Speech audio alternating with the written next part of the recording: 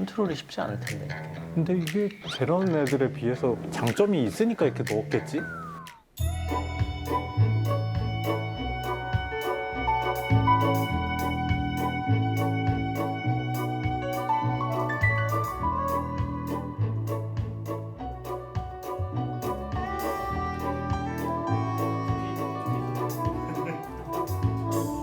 Don't drink coffee, I take tea, my dear. Like my toast on one side. You can hear it in my accent when I talk. I'm an Englishman in New York. You see me walking down Fifth Avenue, walking cane here at my side. Take it everywhere I walk. I'm an Englishman in New York. Whoa, I'm an alien. I'm a legal alien. I'm an Englishman in New York. 다시 오는 아침에 눈을 뜨면 고프다.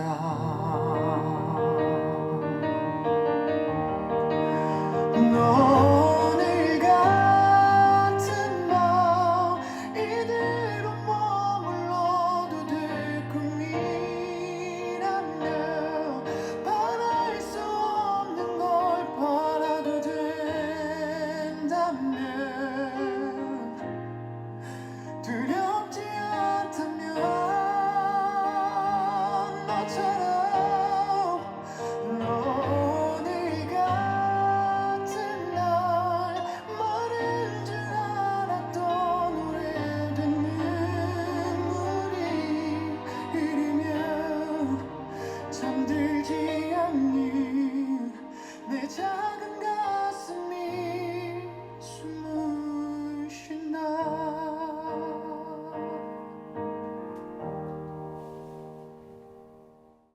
안녕하세요. 두근두근 리뷰의 깜깜한 곱슬이. 윤사 아빠입니다.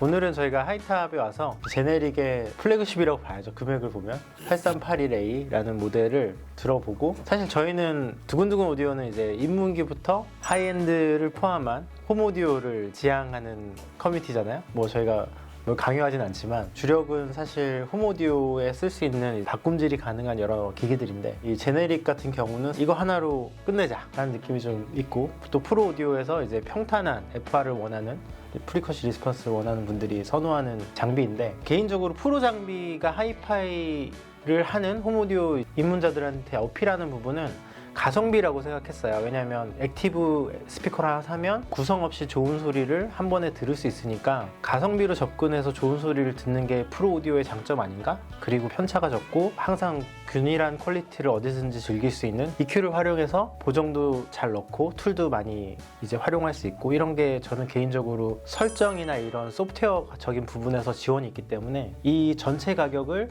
하드웨어만 생각하시면 되는 게 아니라 이제 이거에 관련된 소프트웨어, 그리고 언제든지 튜닝을 자유롭게 할 수 있는 그런 서비스 비용이 포함되었다고 생각하면 전체 비용이 좀 다르게 느껴지실 수 있을 것 같아요. 제네릭 하면 이제 셈이라는 이런 EQ 시스템도 되게 잘 돼 있고, 그리고 여러 콘솔이나 이런 것도 오디오 인터페이스 역할을 하기 때문에 사실은 스튜디오가 하나 집으로 들어온다고 생각해야지 어느 정도 가격에 대한 합리화가 되는 것 같아요. 근데 이제 순수하게 이제 저희는 홈오디오 입장에서 얘기하면 집에 이걸 놓을 수 있다. 엄청난 상남자라고 생각이 듭니다. 외형의 호불호가 굉장히 갈릴 것 같고, 이거를 남자들은 뭐 호불이 호 쪽이 있을 수도 있지만 저희 와이프는 굉장히 불호일 것 같아요. 윤수 아빠는 어떻게 생각하시나요? 늘 생각했던 거는 제네렉은 그냥 프로에서 쓰는 장비라고 생각을 했었어요. 그래요. 근데 요즘에 보면은 저희 카페 같은 경우도 그렇고 점점 하이파이 유저들도 제네렉을 사용하시는 분들이 어느 정도는 많이 늘어나고 있고, 특히 평탄한 측정치를 떠나서 거기에 같이 붙어오는 GLM이라든가 그렇죠. 이런 소프트웨어적인 캘리브레이션 시스템을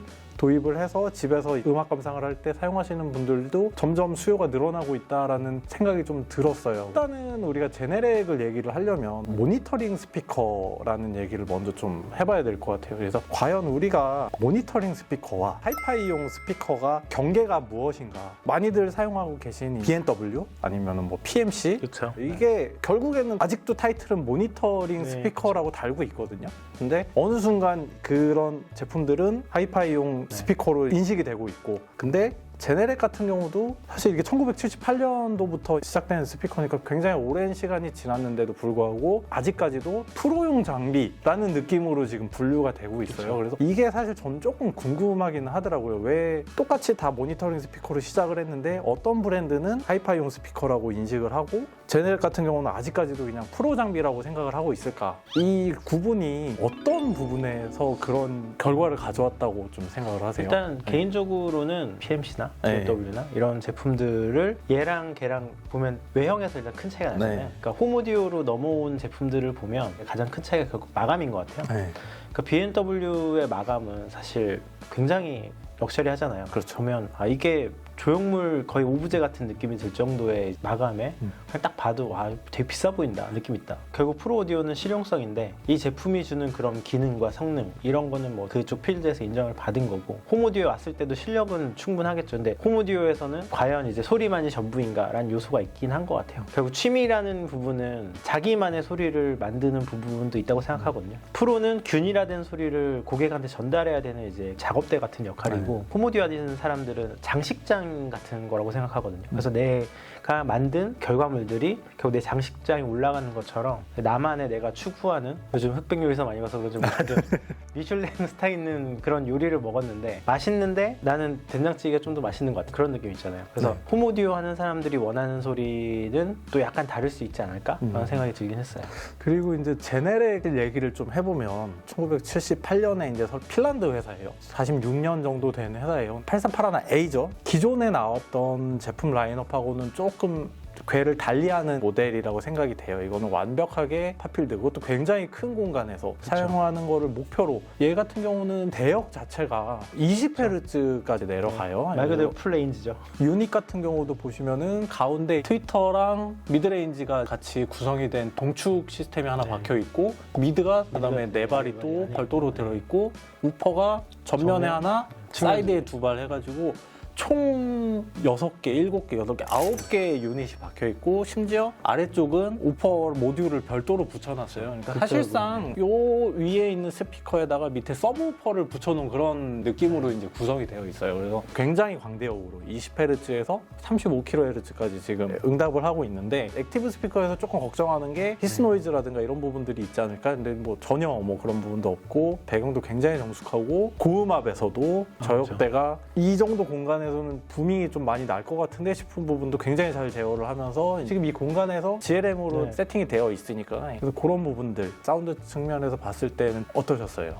여기 공간이 지금 50평방이 넘는 것 같은데 이 공간에서 이 스피커가 작다는 느낌은 전혀 안 들고 공간이 더 있어도 충분히 다 제어할 수 있을 것 같다. 해상력은 정말 너무 좋았어요. 그리고 무대가 뒤로 펼쳐지는 느낌도 굉장히 좋았고, 근데 약간 달랐던 건 제가 보통 클래식 협주공이나 심포니 들을 때 2층 알석에서 이렇게 오케스트라 바라보는 이런 느낌, 그런 식으로 무대가 쫙 뒤로 펼쳐지는 느낌이더라고요. 그리고 우리가 뭐 스팅이나 이런 거 들을 때도 처음에 이제 브라스 소리들이 이렇게 방향이 느껴질 정도로 해상력이, 첫 음에 이제 뉘앙스나 이런 게 이게 확실히 좋구나. 저역 부분도 과하지 않고 타이트하면서 딱딱딱 끊어주고, 여기 있는 룸 튜닝과 GLM까지 섞여 있으니까 세팅이 저희가 그 부분에 대해서 고민할 필요 없이 들을 수 있는 게 정말 장점인 것 같고, 근데 평소에 저희가 기대하는 소리들이 있는데 약간 왜곡됐을 수도 있지만 양념이 쳐진 사운드 그런 거에 대해서 이건 좀 더 양념 쳐도 되지 않나? 이런 느낌이 들긴 했어요. 음의 기준을 세우는 데는 정말 되게 좋은 스피커인 것 같다. 스펙표에 보면은 5A라고 스펙상 나와 있고, 그러면 크로스오버가 4개인데 4개 중에 2개의 크로스오버가